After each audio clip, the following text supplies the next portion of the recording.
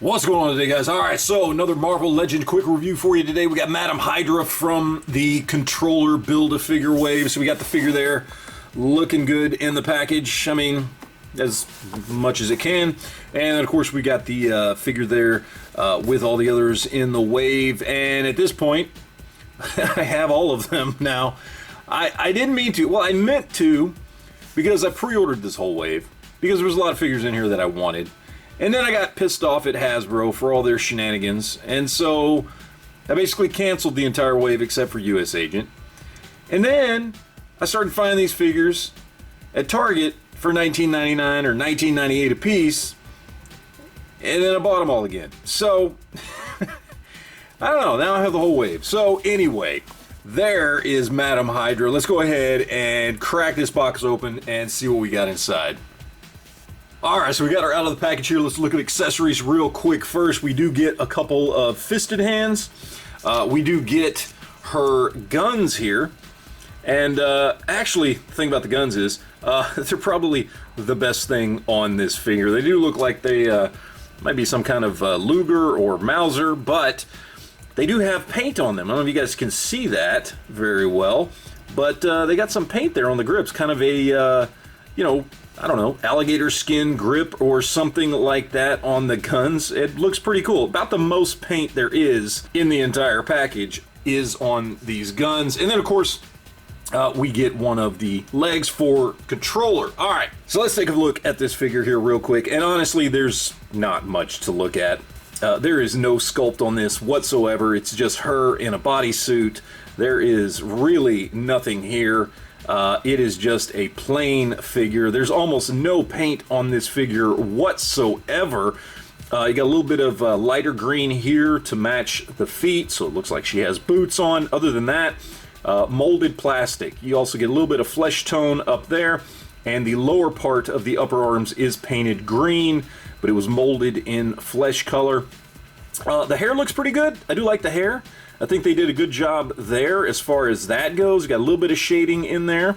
All in all, looks pretty good. The face is painted well, I guess. You know, nothing spectacular about it, but it's done well, and she looks kind of evil. And so, yeah, there's that. So, I mean, as far as paint and sculpt goes, there's really nothing to talk about here. Belt does look good. We got some logos there, Hydra logos in gold on the holsters. Got a nice little gold button there on the holster as well, and that's pretty much it. As far as articulation, basic stuff, what you've come to expect from Marvel Legend. You know, so you've got standard ankles, standard wrists, shoulders. You've got that upper torso joint up there since it's a female buck. You've got bicep cuts, or excuse me, thigh cuts there, double jointed knees, single jointed elbows, and no bicep cuts here on the arms, which really is the only disappointment here for me. I mean, I know some people say the whole figure is a disappointment. I get that. There's nothing really going on here. But I really wasn't expecting much from this. But it would have been nice to have some bicep cuts and double jointed elbows. So, you know, would have been nice. As far as the head goes, it basically doesn't move because of the hair. I mean, so really nothing to talk about there. So the figure is fine for what it is. It does have pins in the knees. I know some people are upset about this. I don't understand that myself. It's an action figure. I don't care if it has pins. And as somebody who occasionally likes to kit bash things and customize things, I kind of like being able to pop the pins out if I want to do something with it. So the pins do not bother me at all. Another thing that doesn't bother me is reuse.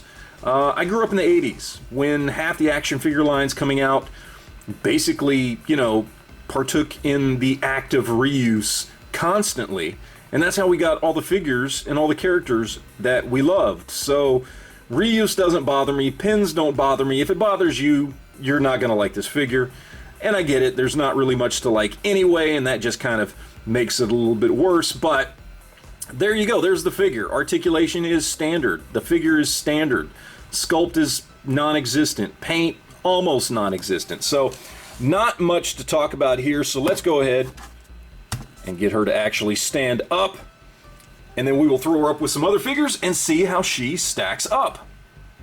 Alright, so here we have the entire wave, all the other figures in the wave. We got Speedball, Thor, Blue Marvel, US Agent / the Captain, Iron Man, Quake slash Maria Hill, and of course, Madam Hydra. And I gotta say, Madam Hydra is by far the weakest link here. It is the worst figure in the whole bunch. Actually, all the rest of the figures I like, with maybe the exception of Iron Man, which is okay, but it's not a great figure. Other than that, the rest of the line is actually pretty damn good, and I like all the rest of them. She honestly just doesn't stand out at all, and you know, but hey, it works with the line, and it gets you your complete controller wave, I guess. So there you go.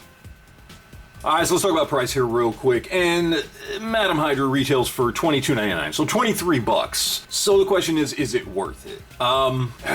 Honestly, it really depends. Like, okay, I got it for two reasons. One, because I found it for 20 bucks brand new, and two, because I did want to finish Controller. And so for those reasons, yeah, it was worth it to me. So yeah, I mean, maybe if you're either just a really big fan of Madam Hydra and you don't have the older figure, which I think in some ways is a better figure, or if you just want to finish Controller, I mean, with, you know, secondary market prices on Build-A-Figure pieces, where between purchase price and shipping, you're paying as much for a piece of a Build-A-Figure as you would just buying the figure it's packaged with, then yeah, it's worth it for that price. Other than that, this is a hard pass. This is, I mean, it's an okay figure at best, and I don't really see a point to having this thing in your collection unless you want to finish the Build-A-Figure or for whatever reason you just really like Madam Hydra.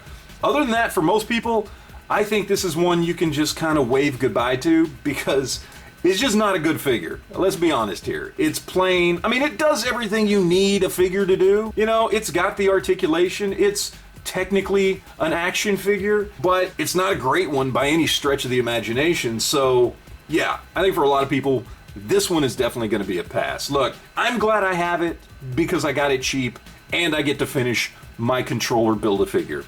That's it. The figure itself is just going to go on my shelf and sit there with all the rest of the Avengers villains that I have on my villain shelf, and that's really it. I'll probably never pick this figure up again unless maybe one day I get rid of it and sell it or something. So take that for what you will. But there you go, guys. That's all I have to say about that. Thanks for watching, and we'll talk to you guys later.